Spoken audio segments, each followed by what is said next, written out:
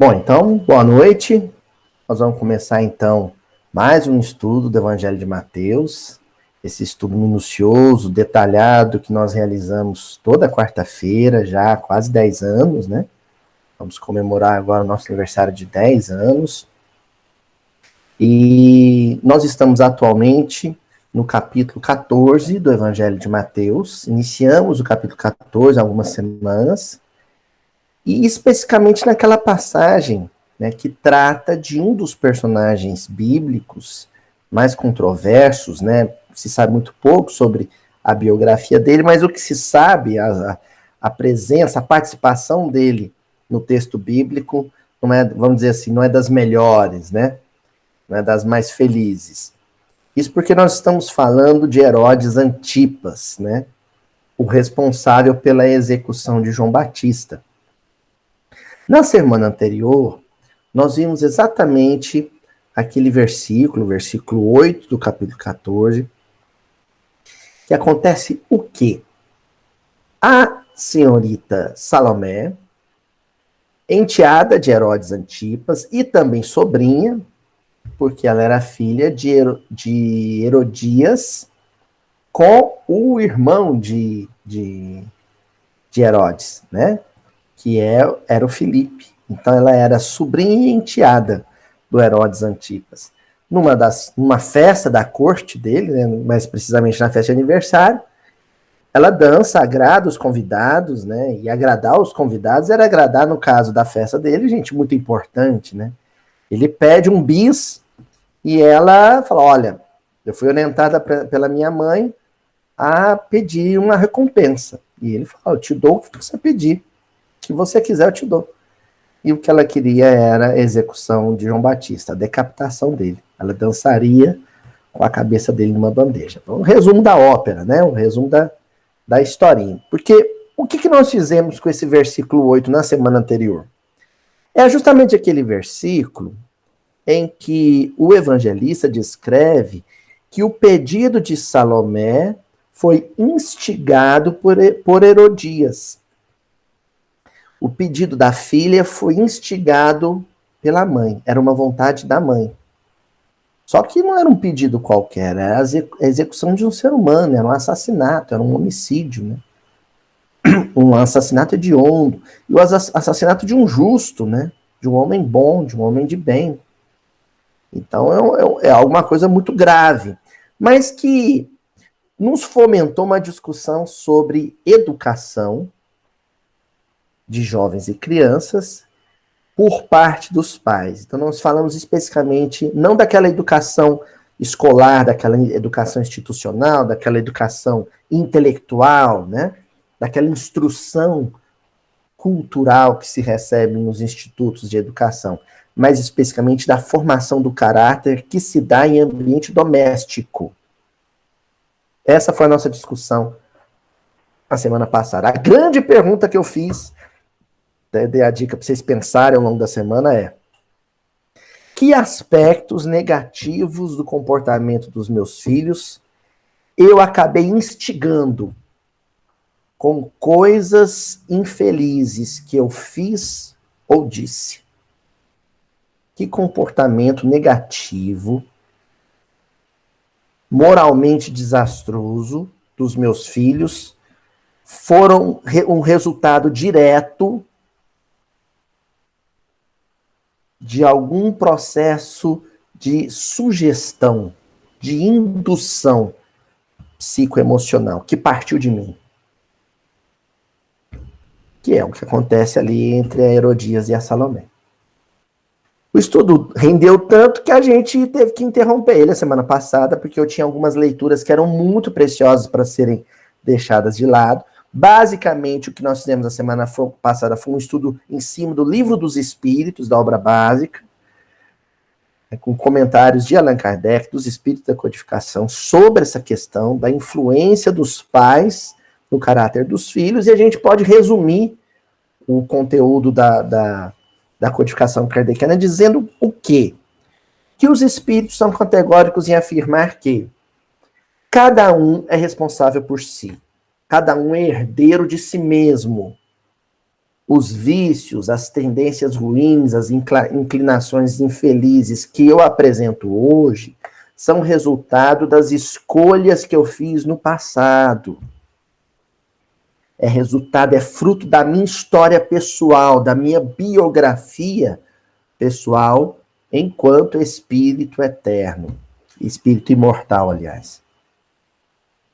Contudo, porém, todavia, os benfeitores da codificação afirmam que pais e filhos se aproximam em processos kármicos, mas obedecendo quase sempre, quase em vias de regra, né? Não é 100%, mas na grande maioria dos casos, na condição de espíritos afins, obedecendo à lei de afinidade. Isso quer dizer que os vícios, as tendências ruins, as inclinações infelizes que os filhos apresentam, quase sempre os pais também o apresentam.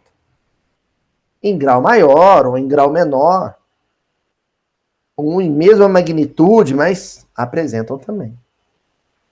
Contudo, porém, os espíritos também afirmam que isso não livra o pai da responsabilidade de estimular o combate ao vício ou instigar, para usar o termo do versículo, né? Instigar a recapitulação do vício. Correto? Então, o filho, ele tem um vício nele, na personalidade, no psiquismo, né? Na psicologia dele. Esse vício vai se manifestar. Eu, como pai, posso cooperar para que a minha influência positiva ou o meu exemplo de luta pessoal, de combate pessoal aos meus vícios, funcionem como uma barreira neutralizando a manifestação do vício no filho, ou então, enquanto eu recapitulo esses mesmos vícios, eu acabo funcionando, agindo como um incentivador, como um motivador para que ele também recapitule os vícios dele. Repita os erros do passado.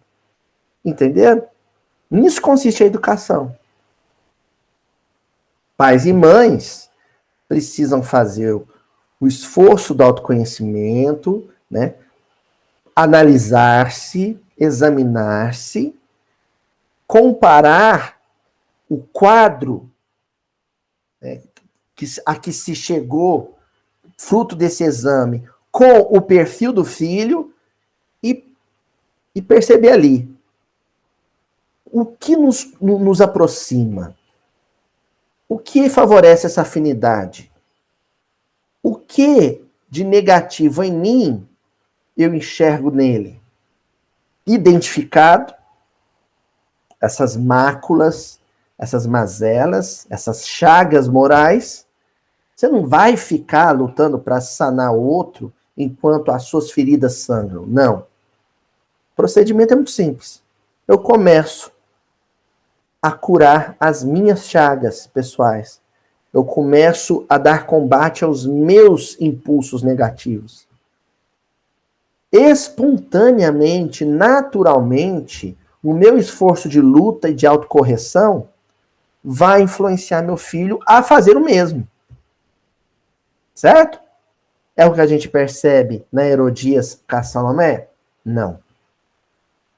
O que a gente percebe no caso ali é que a mãe não só não combate esses vícios nela mesma, como alimenta, instiga, motiva, incentiva esses vícios na filha, verbalmente, ou criando um meio propício a que essas bactérias morais, que são os pensamentos infelizes, proliferem. É um meio pestilento, de pouca asepsia moral, de pouca asepsia mental, que vai favorecer a multiplicação dos pensamentos infelizes na filha. Fizemos um resumo da ópera aí, só para a gente recapitular o estudo da semana passada, porque a gente retoma a partir daí a questão da hereditariedade, né? Eu até mencionei o trabalho do Pierre Bourdieu, né? É um trabalho em torno dessa questão da hereditariedade cultural, né? E a cultura no seu sentido mais amplo. Não só expressões sistematizadas, né, da arte, da culinária, da vestimenta, das lendas e mitos e ritos. Não só isso, mas também os valores, as crenças, o comportamento, a ética. Isso tudo é cultura, né? E aí os filhos, em certa medida, herdam também dos pais. Herdam de si mesmo e herdam dos pais. Esse comportamento mais infeliz. Tá bom? Vamos, então, retomar com Emmanuel?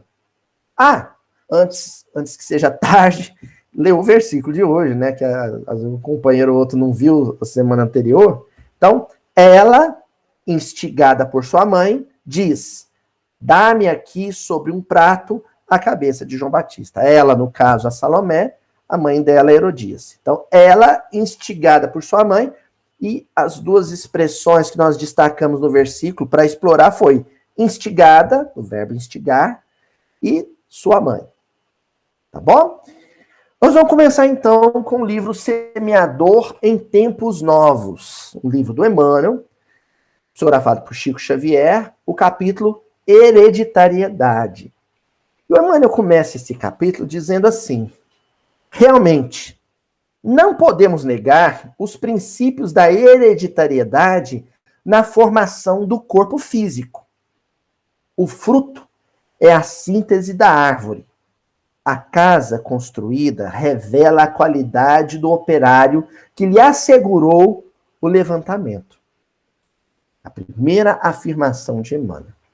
Não se pode negar os princípios da hereditariedade no que tange ao físico, ao corpo físico que se forma, o corpo, no caso, do filho. Por que o Emmanuel começa dizendo isso? Porque essa, aliás, é a única visão de hereditariedade que o mundo atualmente dá conta de compreender, ou consegue perceber. É a única forma de hereditariedade que as pessoas normalmente consideram. Nasceu o nenê, Tânia. Primeira coisa que o pessoal procura quando vai olhar, para ver se parece com o pai ou com a mãe. Aí, como todo menino tem cara de joelho, né? Não é assim? Aí, a orelha é do pai, o nariz é da mãe. Ah, o olhinho é do pai. Ah, bom. Aí as avós corujas, né? As avós, mas ele parece muito comigo quando era pequeno. Aí dando a procurar foto para mostrar, para provar que parecia. Não é assim? Então, a única parecença, né? A única semelhança que se destaca e que as pessoas observam e comentam é a semelhança física, né? As pessoas, o fio que parece muito com o Fábio Júnior, né? Assim, o Tarcísio Filho parecia muito com o Tarcísio Meira. Então, as pessoas ficam preocupadas com essa hereditariedade física. No entanto, contudo, todavia, quando a gente parte para a convivência, ou quando, à medida que a criança vai crescendo e a personalidade vai se afirmando, a semelhança física, ela cai para o secundário, ela cai para segundo plano. E o que salta aos olhos, e isso só quando há convivência, quando há proximidade no convívio. O que passa a saltar aos olhos é a semelhança psicomoral do comportamento. Em alguns casos, quando pais e filhos convivem, né, de forma ostensiva, alguém pode até alegar: nossa, mas é porque vê o pai fazer e reproduz. Que é a linha de raciocínio que a gente está seguindo aqui, inclusive. O que a gente não explica, a priori, e sem doutrina espírita, é aqueles processos em que, às vezes, o filho não foi criado com a presença paterna. Cresceu longe do pai, mas reproduz traços do comportamento paterno. Há uma tentativa da ciência genética explicar isso, mas não explica completamente nem satisfatoriamente. Ainda não. Mas a doutrina espírita explica plenamente. E é nisso que o Emmanuel vai se concentrar a partir de agora. Ele começa a dizer assim: nossos pais na Terra, por isso mesmo, são os artífices da genética, plasmando o instrumento adequado à nossa materialização, a longo prazo entre os homens. A princípio, não existe outra razão de ser da consanguinidade, né? Da filiação, da presença do pai e da mãe na vida do filho, que não seja fornecer-lhe um corpo. Só isso. A princípio, em primeira análise, só para isso que a gente existe, enquanto pai, enquanto mãe. Fornecer para o espírito reencarnante um corpo, que apresentará as características genéticas do pai e da mãe. Só para isso que a gente existe. Se a gente parasse a analisar aí, a doutrina espírita seria um conjunto de conhecimentos que explicaria o fenômeno da vida por linhas rasteiras, horizontais, numa visão materialista, e não vertical, numa visão espiritualista. Como o foco da doutrina espírita são as noções de espiritualidade profunda, o que nos interessa é o que vai além disso. O sentido da paternidade e da maternidade para além, para muito além de oferecer um corpo. E se assim o é, o pai provedor, a mãe provedora, também não é a função mais importante. Roupa, comida, remédio, escola, depois, quando cresce, faculdade, não é a função mais importante. Porque a doutrina espírita é uma ciência espiritualista, e aqui nós estamos olhando o aspecto espiritual, né? E científico. O foco é o espírito que precede ao berço, que é anterior ao berço. E os pais que o conheciam de outras experiências, que com eles já travaram entendimento em outras experiências. Nesse caso, é um encontro espiritual. E se é um encontro espiritual, vai haver o reflexo e a incidência de influências. Geralmente, daquele que está reencarnando, que está reiniciando uma experiência física, face àquele que já está encarnado, que já estava ali quando o outro nasceu. As tendências e características do passado vão aflorando à medida que o espelho, no caso o pai e a mãe, vai oferecendo estímulos.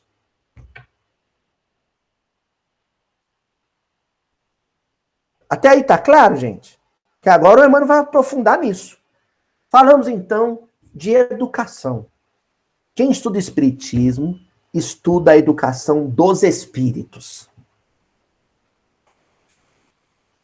Quem estuda espiritismo, estuda a educação dos espíritos. Ó, Flavinha está fazendo uma pergunta aqui no chat. Essa influência acontece também com os filhos adotivos? Claro. E foi bom você ter mencionado isso. Claro que sim. Por quê? Porque assim como a lei de afinidade aproxima casais que vão dar origem a um corpo físico, né, novo, de um bebê, de uma criança, também aproximam pais de filhos que nasceram pelo útero de outra mulher. As mesmas leis de afinidade. Tanto é que às vezes não tem a semelhança física, mas tem a semelhança comportamental. Não acontece? Do filho adotivo parecer ou se comportar psicologicamente de forma mais parecida com os pais do que o filho biológico. Acontece isso ou não? O que nós temos ali é um caso típico da lei de afinidade espiritual. E se assim o é, os pais adotivos, da mesma forma, emitirão, né, fachos de influência comportamental sobre aquela esponjinha que vai absorver luz, que vai absorver conhecimento, que vai absorver comportamento ao seu redor. E se houver ali uma tendência qualquer, ela vai despertar, ela vai acordar, segundo a influência dos pais, que é a presença, né, maior. Isso vai acontecer mais tarde na vida, através da companhia de um amigo, de um professor, de um namorado, de uma namorada. Mas a primeira influência é sempre dos pais. Ou de quem cria, né? Ou de quem educa. Tá bom? Avança o Emmanuel nesse texto. Na consanguinidade terrestre, reunimos-nos. Olha só, Flavinho, isso aqui responde a sua pergunta. Ó. Na consanguinidade terrestre, reunimos-nos uns aos outros, de modo geral, pelos princípios da afinidade. Pais delinquentes atraem espíritos viciosos que, se lhes filiando à carne transitória, lhes impõem duro trabalho regenerativo, ao passo que lares dignos invocam a presença de almas enobrecidas e belas, que elegem na sensibilidade e no amor, na ciência e na virtude, o seu clima ideal. O que a gente conclui disso? Na consanguinidade, quando haverá a convivência, quando o casal que ofereceu a consanguinidade vai criar e educar, a lei de afinidade, ela age o tempo todo. Mas quando aquele pai e aquela mãe que ofereceu a consanguinidade, ou seja, que ofereceu o corpo físico, não vai conviver ou não quis conviver, qual que é a convivência que vai exercer influência? Daquele que vai assumir a responsabilidade educativa. De quem adota, por exemplo. Ou os avós que adotam, muitas vezes avós, tios, né? Que assumem essa responsabilidade. Ainda aí, vai valer a lei da afinidade. O que explica, às vezes, um filho adotivo ter mais proximidade com o pai adotivo do que com a mãe adotiva. Né? Mais chegado à mãe adotiva. Ó, eu conheço um caso, olha que coisa interessante, né? Claro que não vamos dar nome aos bois. Olha que coisa incrível. O pai e a mãe, eles adotaram uma criança. O pai era muito apaixonado pelo filho adotivo, assim, sabe aquele amor, né? A gente usou o termo apaixonado mesmo, porque é aquela coisa desmedida mesmo. A mãe era mais enérgica, mais linha dura. Mas o filho adotado era muito ligado à mãe que era mais enérgica. E não ao pai que paparicava. Entendeu?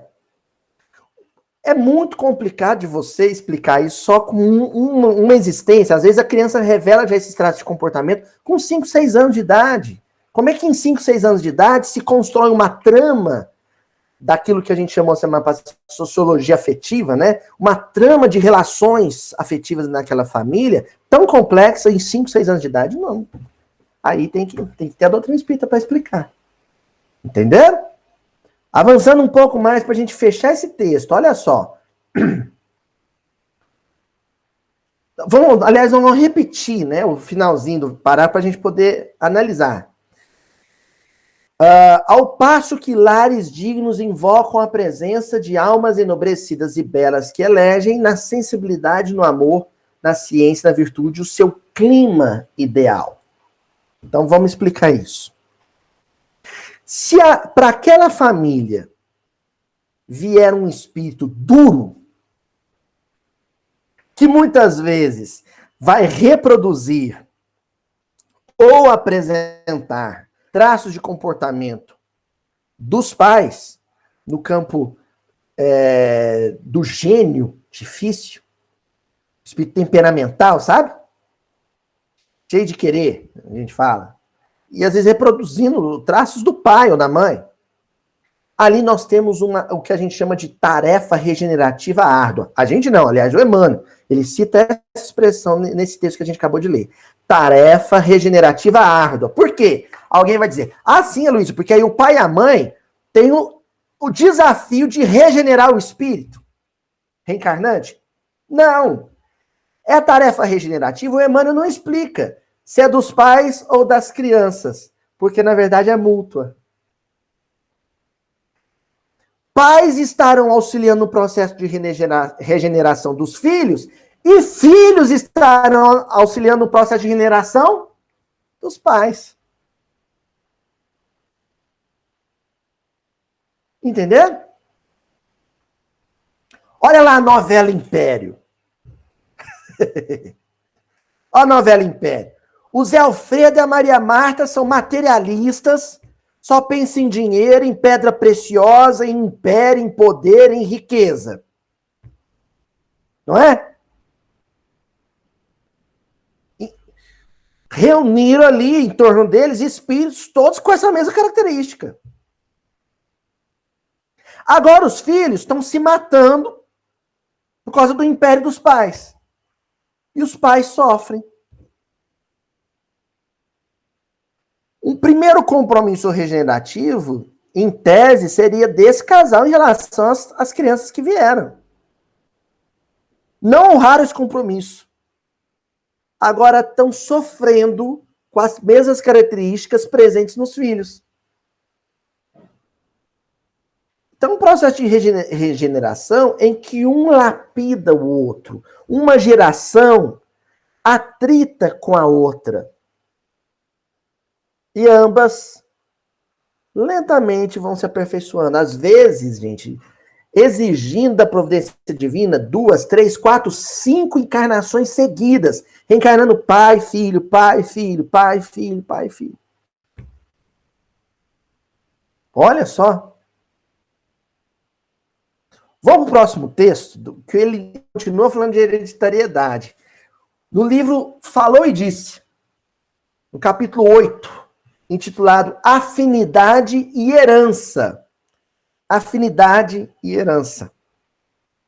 O Emmanuel abre o texto dizendo assim: indubitavelmente, em matéria de filhos, no plano físico, a lei das afinidades quase pode ser considerada por fator determinante da chamada hereditariedade psicológica. Fator determinante. Então, isso que a turma e ambiente acadêmico, no setor, né, nas linhas de pesquisa ligadas à sociologia educacional, acusam o Pierre Bourdieu, que eu citei a semana passada, de determinista. Você está sendo determinista, né? Eu até citei os 2 livros do Bourdieu, né? Os Herdeiros e a Reprodução, né? Você é um reprodutivista, né? Demerval Saviani, lá da Unicamp, acusou o Bourdieu de reprodutivista. O Emmanuel está confessando isso. Eu sou um determinista nesse aspecto. A lei de afinidade determina a composição de um determinado quadro familiar.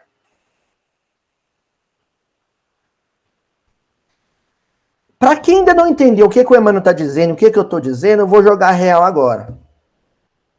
Sabe quando o seu filho te irrita, te tira do sério? Sabe, seu Adenor? Seu Adelmo? Quando o filho te tira do sério, você fala assim: nossa senhora, vou esganar esse menino. Tal e qual o pai. O mesmo defeito. O mesmo defeito.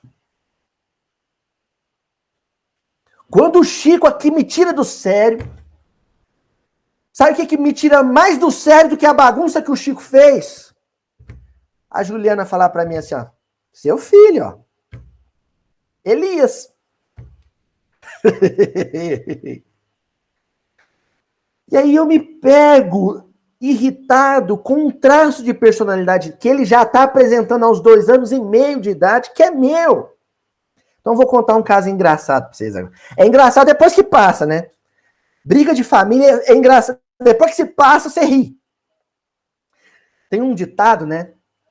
Vocês já ouviram muito aqui em Minas Gerais, o pessoal fora de Minas acho que não. Que fala assim, quando uma coisa assim, é uma coisa muito triste, muito lamentável, você fala assim, aquilo é mais feio do que bater em mãe por causa de mistura. Quem já viu essa expressão? Pois é. Sentamos a família feliz, o patriarca Elias na cabeceira, minha mãe ao lado, e do outro lado, minha esposa e meu rebento, Francisco Faria Elias. E aí, o Francisco, ele tem uma mania já feia que eu tô manjando já há muito tempo. Ele come a colherzinha dele de girafinha e toda hora vai lá e pega alguma coisa no prato da mãe. Batatinha frita, então, né? Ele vai lá, rouba uma batatinha da mãe. Vai lá e pega um pedacinho de chuchu da mamãe. O tempo inteiro, ele meter na mão no prato da mãe. Eu já tinha falado, para com essa bobeira, para com isso. Juliana, não deixa ele fazer isso. Pois bem. Perdão agora a turma do vegetariana, viu, Tânia? Minha mãe fez uns bifão de contrafilé. Tá um trem de doido. Ai, ai. Ô atraso espiritual meu, né? E a Juliana tava com um bitelo bonito no prato dela e picou uns pedacinhos. Pôs no prato dele. Mas bife, depois você pica em miudinho pra criança não engasgar, fica feio, né? O grandão é que é bonito, né? É, Éder. Mas o Chico enfiou a mão no bife dela e pegou o bife inteiro. E meteu na boca. E juntou eu e a Juliana para tentar tirar o bife da boca dele. E eu fico imaginando, os vizinhos devem estar até hoje rindo. Porque com a crise que tá a carne, a Juliana gritava, larga o meu bife! Solta o meu bife! Esse bife é meu! Quer dizer, a família brigando. E o Chico deu uma dentada no meu dedo.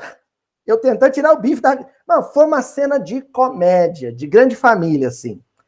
Eu e a Juliana tentando arrancar o bife da mão do Chico e os vizinhos escutando, né? A família brigando por causa do bife.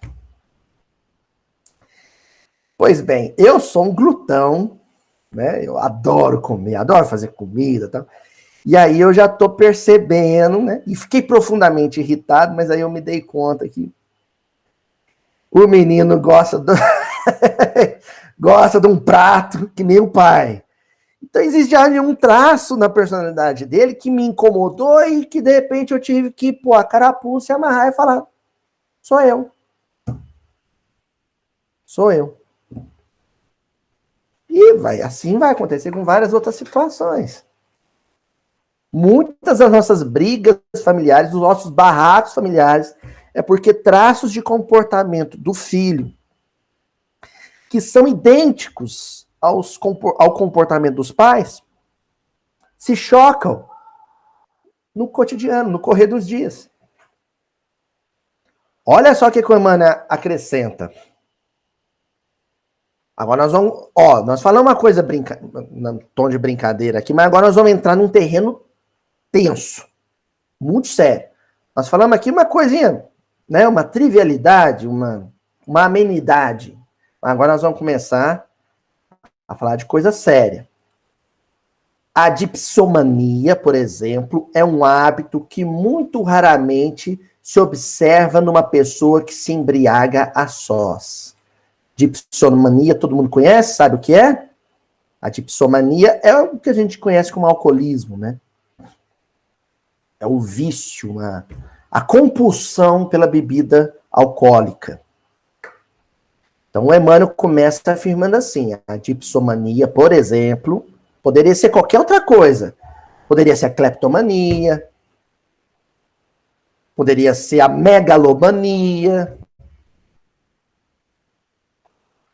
poderia ser a ninfomania, traços patológicos, né? E aí nós estamos falando de situações em que haveria a necessidade de uma intervenção psiquiátrica mesmo.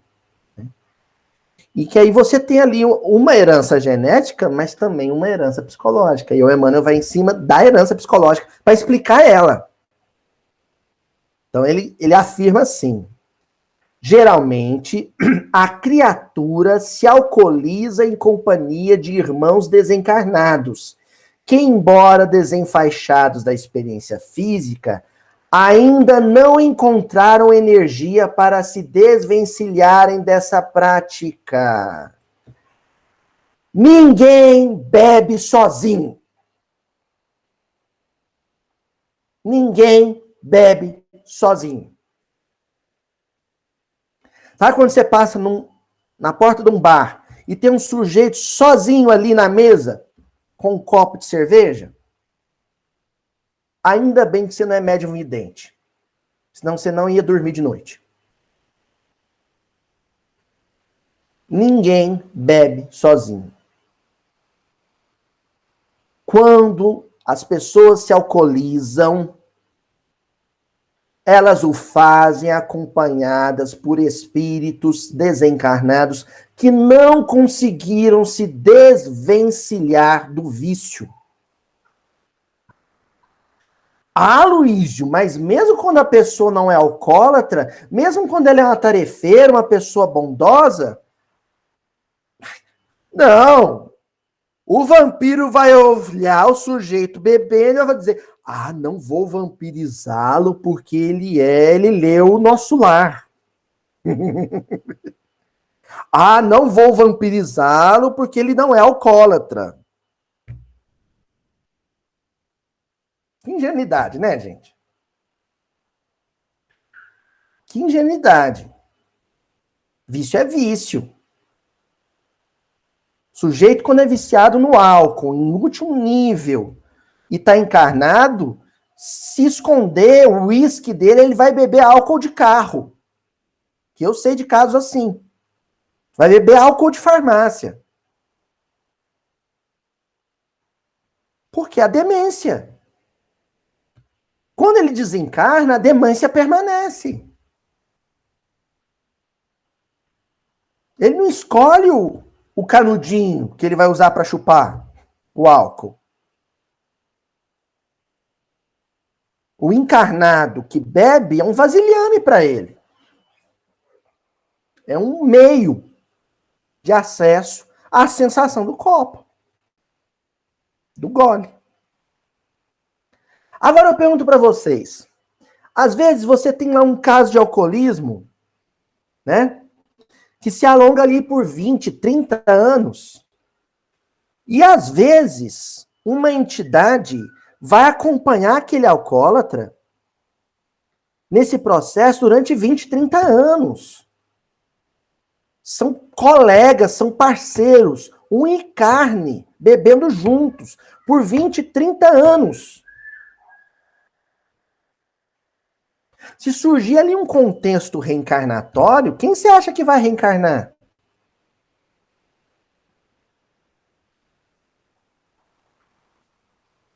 Se surgir ali uma brecha reencarnatória, quem você acha que vai reencarnar na família? E aí vai reencarnar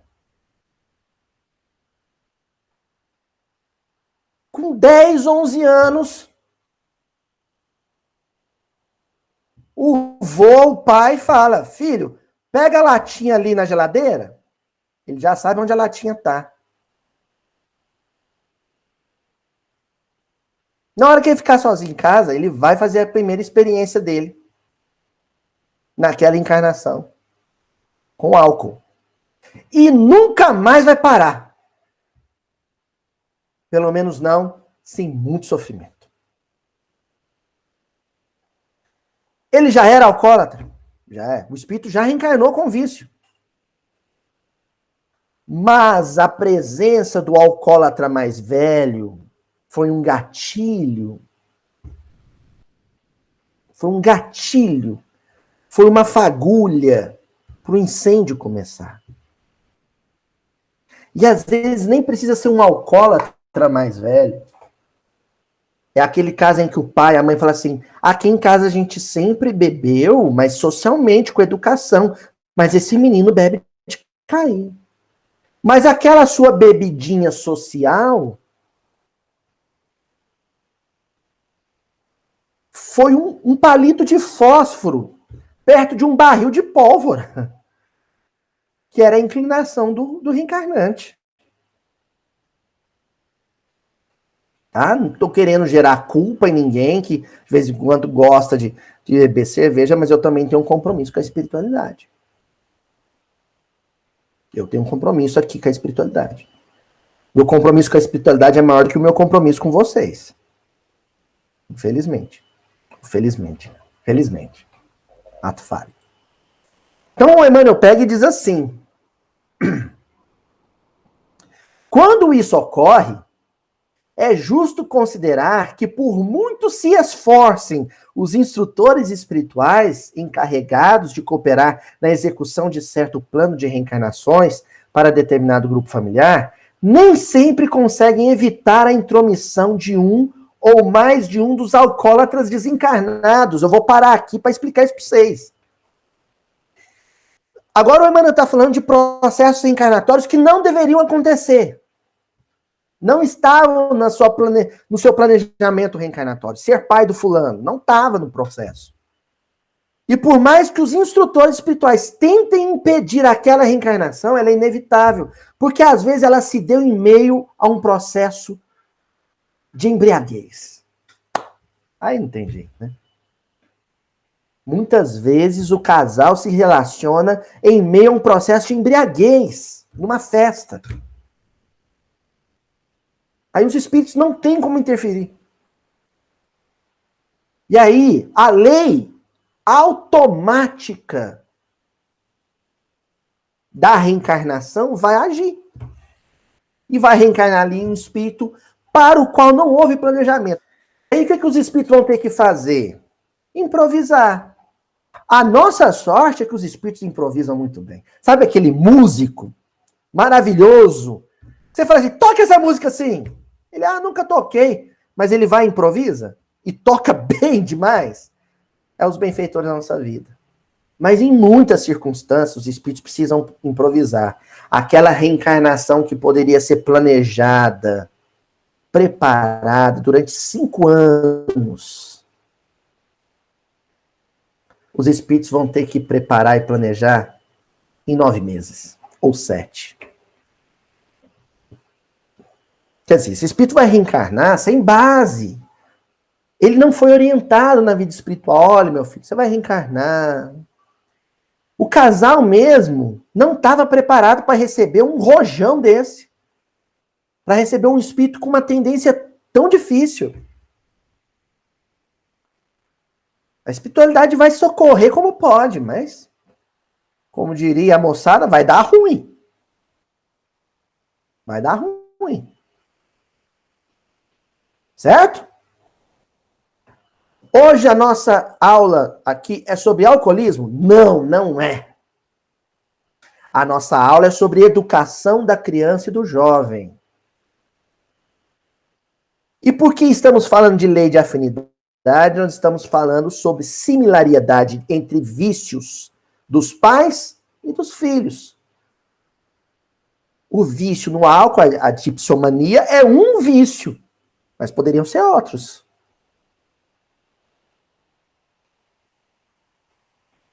No campo da sexualidade, por exemplo, eu posso receber um espírito que já me vampirizava no campo da sexualidade desde a minha adolescência. Reencarna ali. Durante o ato sexual que o gerou, ele estava ali na condição de vampiro. Aí, quando começa o afloramento, aí passa a infância, quando começa o afloramento na adolescência, ou às vezes antes disso, o que é muito comum hoje por causa da internet, o pai e a mãe, às vezes, oferece uma liberdade irresponsável para que o filho acesse conteúdo pornográfico. Resultado, de novo, a fagulha perde barril de pólvora.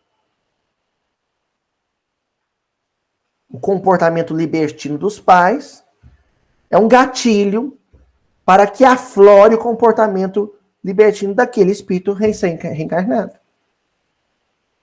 Vale para o dinheiro, vale para o poder, vale para a agressividade, vale para a vaidade. E aí a gente poderia listar aqui os 7 pecados capitais, né? Tá? E o Emmanuel encerra dizendo assim: porquanto se ajustam eles, o espírito que vai reencarnar e o pai, de tal modo às forças genésicas de um dos parceiros do compromisso sexual, que acabam na condição de filhos deles, revelando mais tarde as mesmas tendências compulsivas. Isso, porém, não sucede à revelia da justiça da vida na espiritualidade superior. As mesmas tendências compulsivas. No versículo de hoje, nitidamente, Salomé revela ali as mesmas tendências compulsivas da mãe no campo das relações afetivo-sexuais. Ela dança para seduzir. Possivelmente foi dançando que Herodias seduziu Herodes, o cunhado. A dança em si é pura.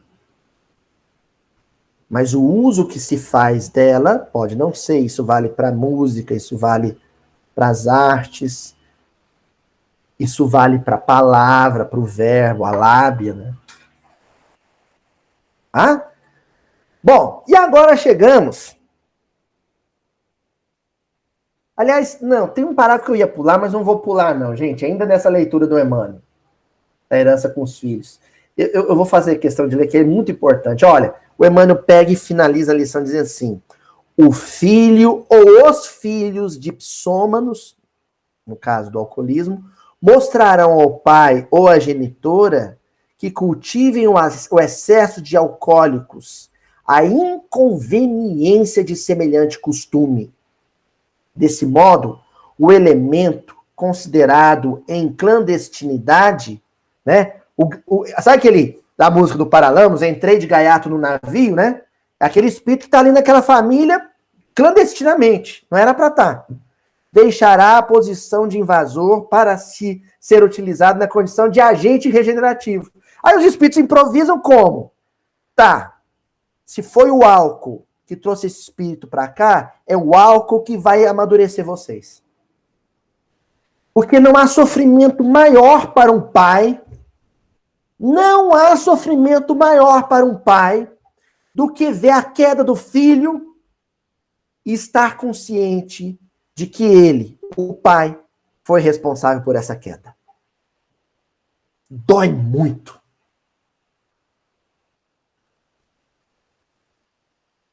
Um pai resgatar um filho numa sarjeta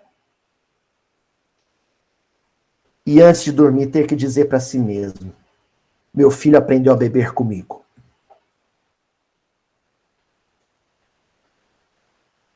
Eu bebia socialmente, educadamente. Eu, Aloysio, não, viu, gente? Isso é hipotético. Né? Eu bebia socialmente, mas o espírito que reencarnou na minha casa tinha um problema sério com vício. E a minha cervejinha de churrasco foi o gatilho.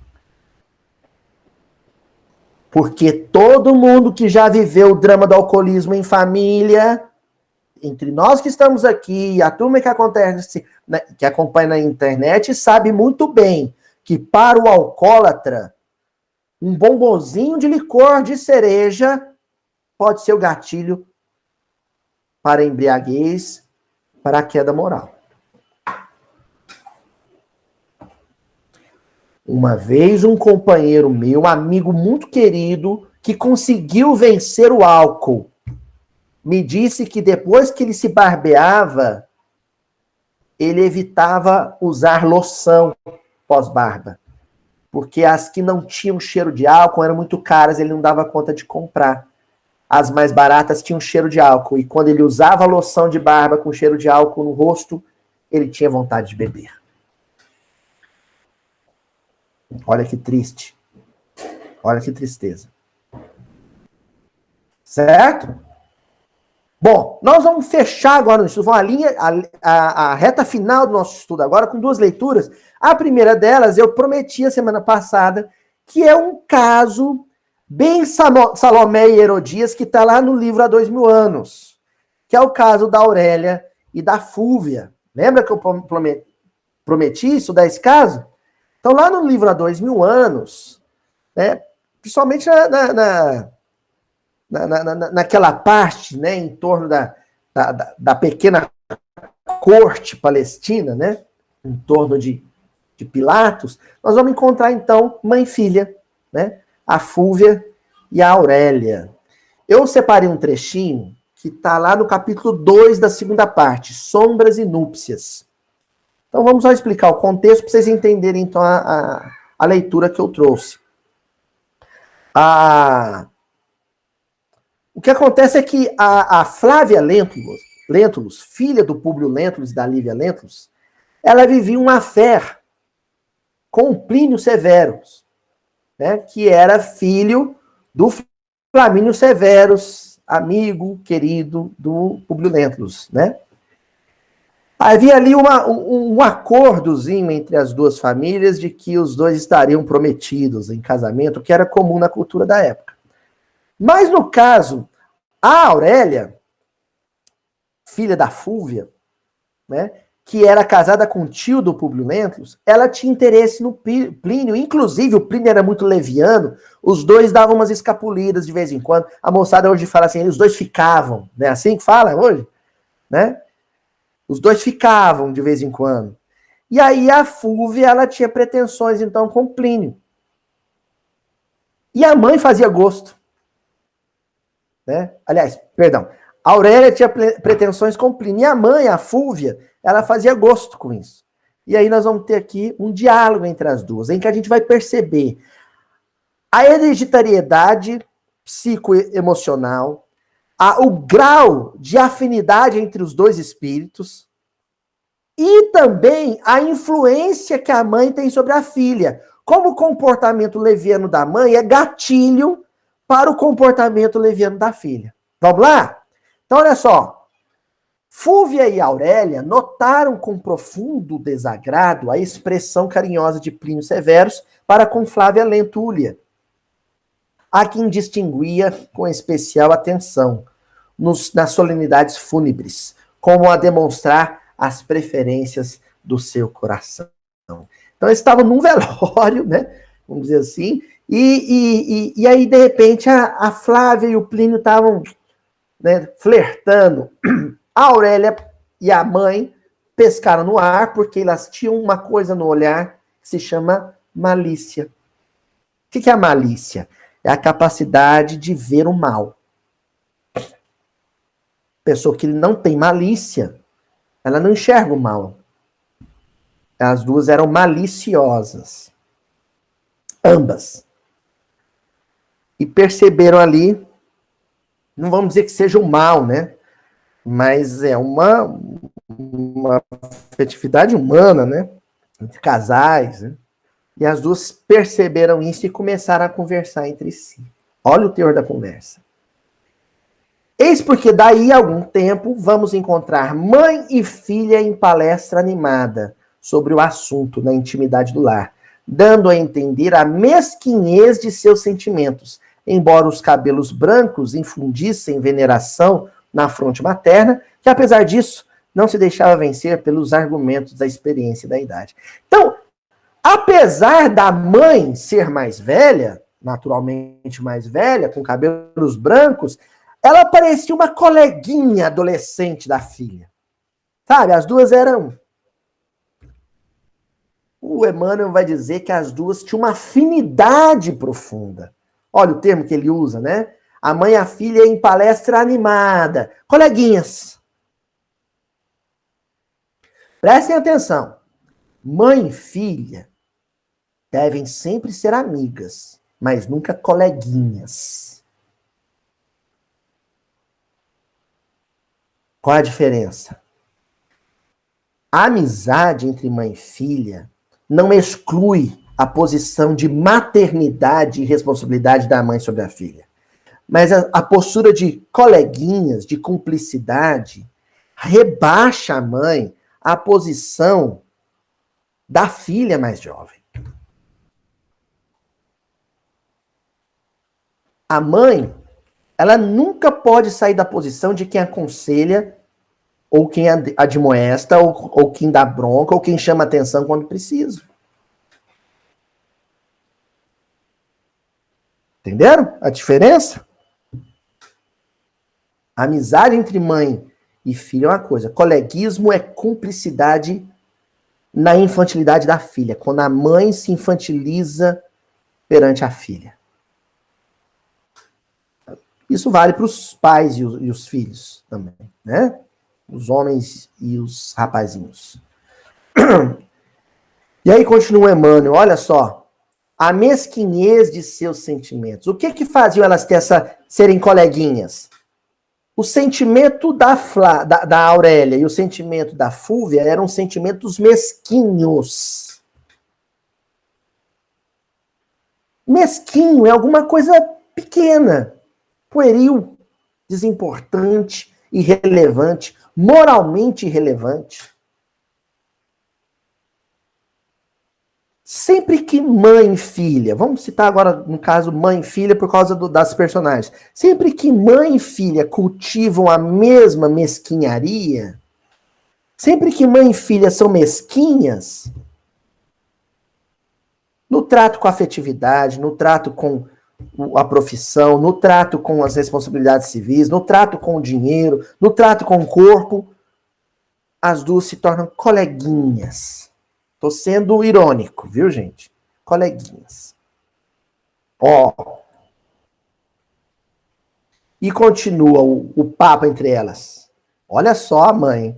Urge trabalharmos para que tal não aconteça, minha mãe. Aliás, perdão, é a Aurélia que diz. Urge trabalharmos para que tal não aconteça, minha mãe. Já não posso viver sem ele, sem a sua companhia. Seus beijos me ajudam a viver no torvelinho das nossas preocupações de cada dia. Eu peguei e sublinhei nossas preocupações de cada dia. Sabe por quê? Aqui eu percebi um traço da personalidade, um traço lamentável da personalidade da filha, que é também um traço da personalidade da mãe. Como elas encaram a sexualidade. Para que serve o beijo, o carinho, o toque erógeno? Para que serve o erotismo na visão da Aurélia e da Fúvia? Como um entorpecente, como um instrumento de fuga das lutas diárias. Sempre que um ser humano entende a sexualidade, o erotismo, a carícia física, como um meio, uma rota de fuga às responsabilidades da vida, ali nós temos um caso típico de visão equivocada, distorcida, do aspecto sublime do sexo. Porque sexo não é distração.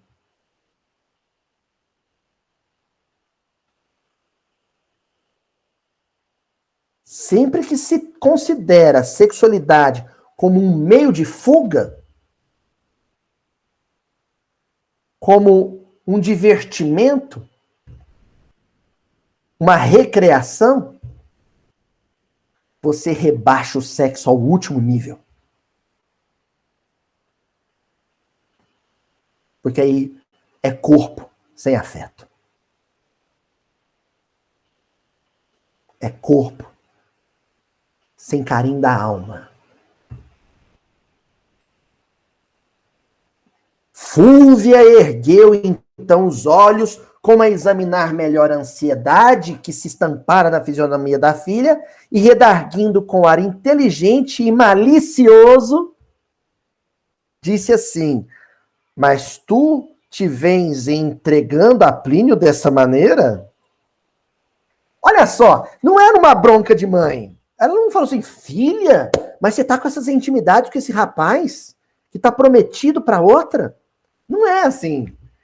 Ela já falou, então os dois estão tendo um tititi, né? A gente fala tititi, né?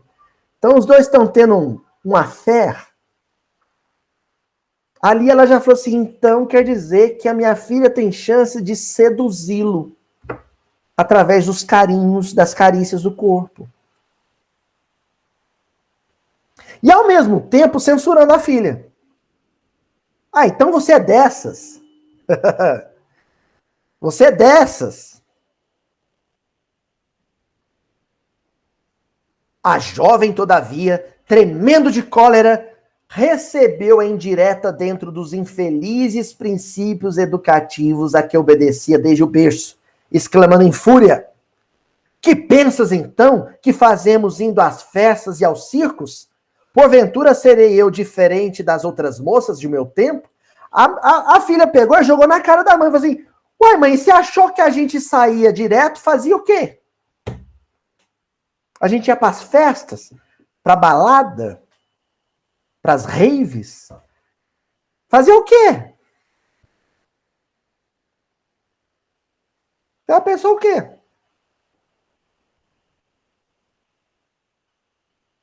Olha só, o que seria esse coleguismo, né? Baixo, rasteiro, horizontal. E o Emmanuel, ele percebe isso e coloca, acrescenta assim, infelizes princípios educativos a que obedecia desde o berço. Ali, o comportamento dessa menina, leviano, desleal com a amiga, desrespeitoso com a família do outro, é resultado dos princípios educativos que ela recebia desde o berço. Além da hereditariedade psíquica que prevalecia vinda de outra existência. Então ela era herdeira dela mesma, então ela já tinha essas tendências, ela tinha essas inclinações que foram permanentemente estimuladas e instigadas desde o berço, desde o colo da mãe, pela própria mãe.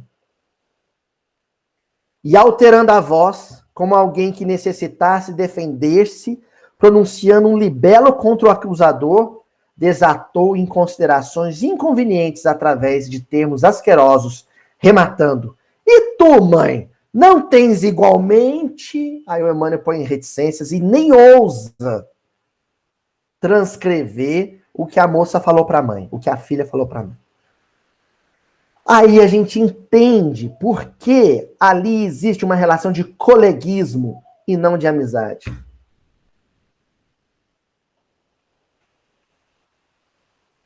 Porque a mãe vivenciava a própria sexualidade como uma adolescente. Uma adolescente deseducada, irresponsável e refletida. A filha não respeitava a mãe. E a razão é que a mãe tinha comportamento similar ao dela. Elas eram colegas no terreno da sexualidade irresponsável. Como poderiam ser no terreno do alcoolismo, como poderiam ser no terreno da corrupção, do desvio de dinheiro. Mãe, filha, pai, filhos. Como é que reage a mãe? Vamos ver? Fúlvia, porém, de um salto, colou-se ao corpo da filha numa atitude acrimoniosa e severa, exclamando com fria serenidade: cala-te! Nem mais uma palavra, pois que não era meu propósito acalentar uma víbora no próprio seio. Não, não era não, né? Não era, mas acalentou uma víbora no próprio seio. E não teria uma expressão melhor para definir o comportamento delas, o da víbora. Porque a víbora é aquele animal que se movimenta rasteiramente, de barriga colada no chão, horizontalmente. Elas não conseguiam se verticalizar. Duas víboras. Duas víboras. E aqui a referência é a víbora palestina, a víbora do deserto da Judéia, que devorava a própria mãe, muitas vezes. Os filhotes devoravam a mãe. Eita! A filha aqui não é amiga da mãe, ela não ama a mãe. Ela é cúmplice da mãe.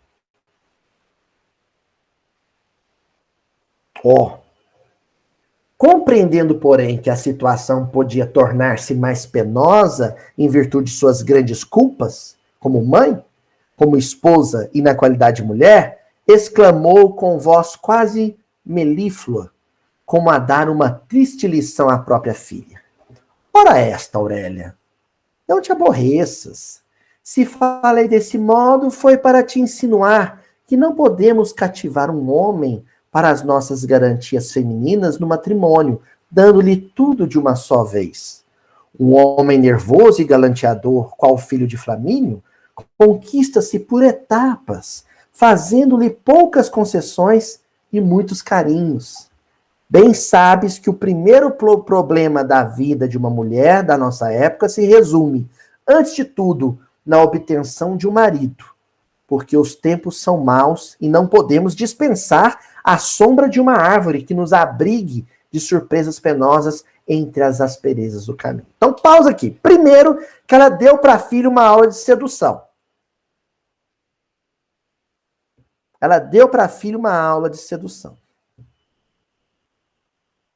Gente, algumas mães, em décadas remotas, orientavam as filhas de boas famílias da seguinte maneira: olha, você vai namorar com aquele rapaz, pode beijar e abraçá-lo, mas não pode fazer sexo antes do casamento. Quando ele tiver vontade de sexo antes do casamento, ele vai na zona de prostituição. Ele vai recorrer a uma prostituta. Era a orientação que se dá, as boas famílias. Você é diferente, você é moça pura. Sexo só depois do casamento. Que basicamente era essa orientação leviana, baixa, que a Fúvia está dando para a Aurélia. Basicamente o que as mulheres diziam era: olha, deixa ele com bastante vontade de ir para a cama com você, mas segura até o casamento. Para que ele não te abandone no altar. Porque se tinha o costume de que a moça perdeu a pureza, perdeu a virgindade, aí ela já não é uma moça boa para casar. Não é assim que se falava? Eu estou dizendo isso para que as pessoas saiam daquela perspectiva equivocada de que hoje é uma bagunça, hoje é um desrespeito só. Bons tempos era antigamente, onde as moças eram recatadas. Não. O que reinava era um processo de hipocrisia familiar profunda. O que aconteceu agora é que aquela podridão da década de 30, 40, 50 aflorou através das mídias sociais, da televisão, do rádio. Isso ficou exposto. O osso fraturado está exposto. Mas é a mesma fratura. Entenderam? E aqui, quando ela diz assim, o primeiro problema da vida de uma mulher. E aí ela acrescenta, tem que casar com alguém naquela época, hoje não precisa mais, para ter conforto material. Hoje as mulheres não casam para isso. Às vezes casam. Muitas casam, aliás. Mas a mulher foi para o mercado de trabalho. O que eu quero destacar aqui é que essa deve ser a primeira preocupação da vida de uma mulher. Conforto material. Olha o que a mãe está ensinando para a filha. Filha, a primeira preocupação da sua vida deve ser o conforto material. Isso é o que a gente chama de educação materialista. Muitas jovens são educadas assim, hoje em dia. O que acontece é que a mãe não diz mais para a filha, filha, casa com um homem rico para você ter conforto material. Não, muitas vezes a mãe diz assim, filha, não case, não tenha filhos. Pense só na sua carreira para você ter conforto material. Ambos os conselhos, os dois casos, são conselhos materialistas. De ambição e ganância. Os dois conselhos. casa para ter conforto ou não casa para ter conforto, os dois conselhos. Que é diferente de dizer, filha, a coisa mais importante na vida é o afeto. Mesmo que for para ser pobre, case com quem você ama. Olha que diferença. Case com quem você queira casar. Diferente, hein? E aí, pra gente finalizar o papo das duas, né? A Aurélia diz assim: é verdade, mãe, respondeu a jovem totalmente modificada, mercê daquelas astuciosas ponderações. O que me dizes é a realidade, e já que são tão grandes as tuas experiências, que me sugeres para a realização dos meus desejos? Ela pergunta para a mãe: mãe, o que você me sugere para a realização dos meus desejos? Primeira lição que a gente leu para estudar esse versículo a semana passada foi lá do Pensamento e Vida. Qual que era o título? Sugestão. A Fúvia iria instigar a Aurélia a um comportamento leviano que desarticulasse o namoro da Flávia com o pretendente, o Plínio. É uma forma de crime também. Não é um crime como a decapitação de João Batista, mas é crime.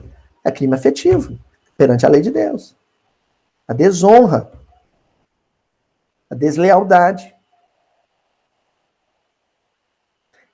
Fechamos então, gente, com Emmanuel dizendo no livro Pensamento e Vida, no capítulo 13, filhos. Nós vamos fechar com eles, hein?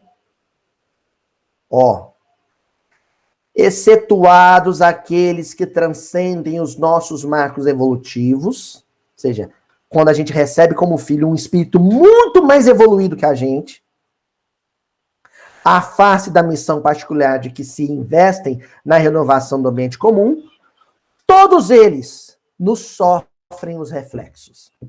Todos os filhos nos sofrem os reflexos, assimilando impressões entranhadamente perduráveis, que às vezes lhes acompanham os passos desde a meninice até a morte do corpo denso. Os filhos serão instigados, serão influenciados por nossas tendências infelizes, com maior ou menor facilidade. Por uma razão muito simples. Quase a totalidade dos defeitos que ele apresenta são os nossos defeitos. Nos encontramos por afinidade. Então tem que ter um cuidado enorme, redobrado com a minha conduta, depois que eu recebo nos braços a responsabilidade de educar uma criança, de conduzir um espírito desse. Eu tenho que ser para ele, se não o exemplo, se não for o exemplo de conduta irrepreensível, pelo menos o exemplo constante de luta contra as inclinações mais infelizes. Certo? Até a semana que vem, gente. Fica com Deus, todo mundo.